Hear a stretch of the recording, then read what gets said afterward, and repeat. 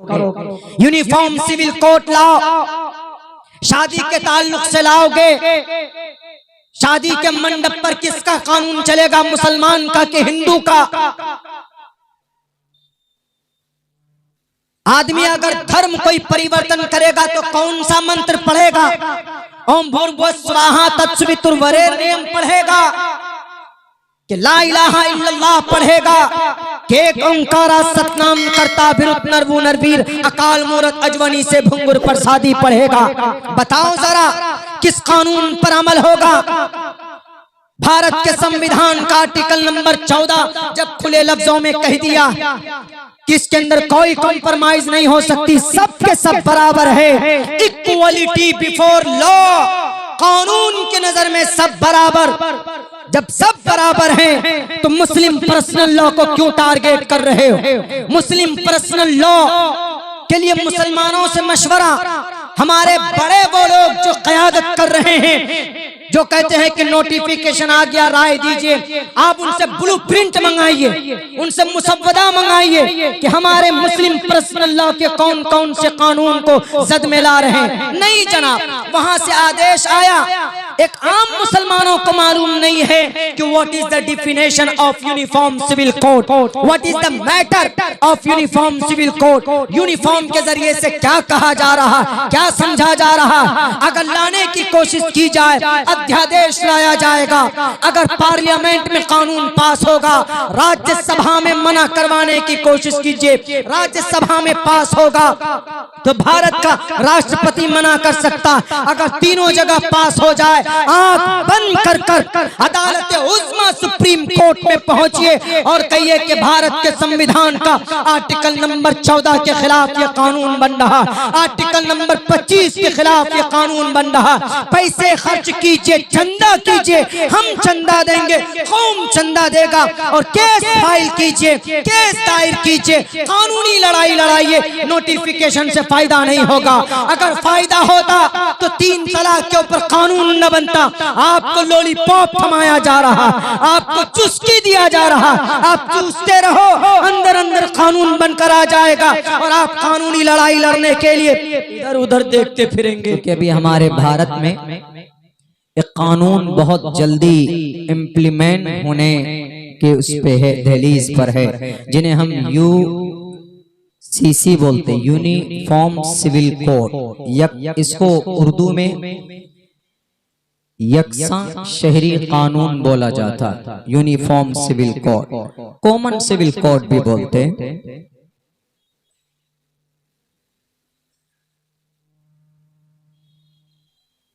Law commission के जरिए notification भी जारी है। हम सब व्हाट्सएप पे तो देखते हैं कि इस पे क्लिक कीजिए, वहां जाकर अपनी राय पेश कीजिए। मैं समझता हूं कि ये लॉ कमीशन की भी बेवकूफी है और जो लोग शेयर करते हैं, फॉरवर्ड करते हैं, उनकी भी बेवकूफी है। यूनिफॉर्म सिविल कोड का मतलब हम ये समझते हैं कि इस देश में जब देश एक है तो कानून भी एक होना चाहिए। कानून तो एक ही है, भारत का संविधान, जिसका प्रियम्बल है we the people of India. Uniform civil code कानून में कोई तब्दीली नहीं है।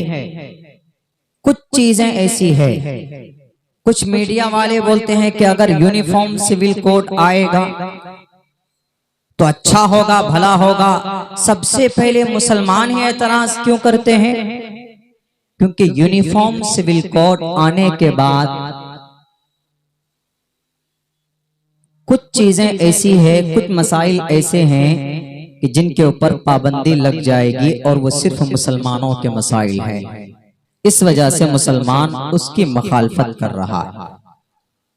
और जो लोग बोलते हैं कि अपनी राय पेश कीजिए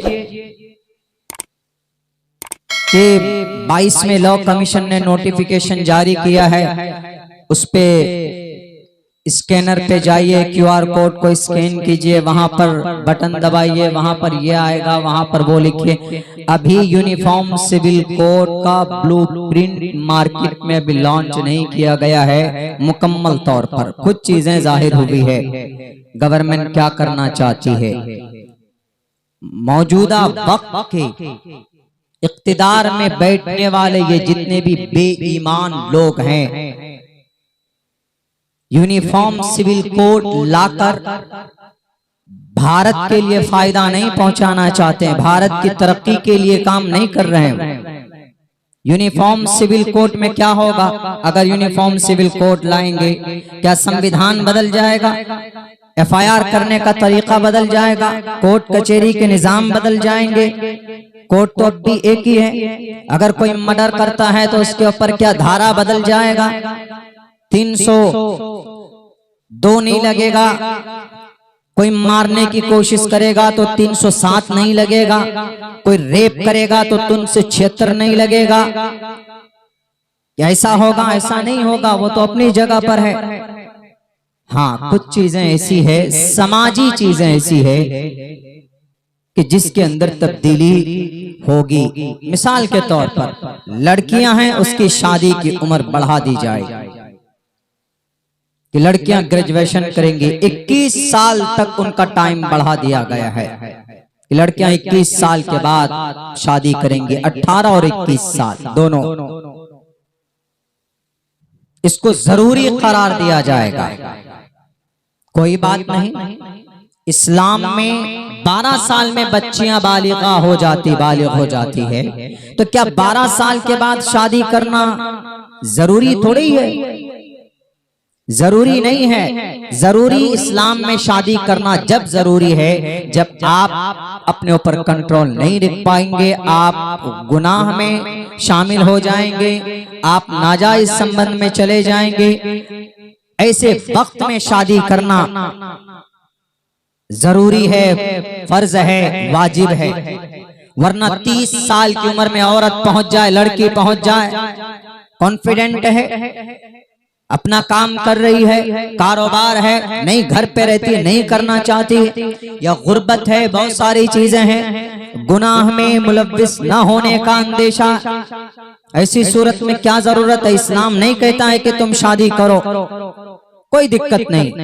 दूसरा कानून क्या होगा? बहु विवाह मना। असल इसको लाना है, असल में इसको लाना है।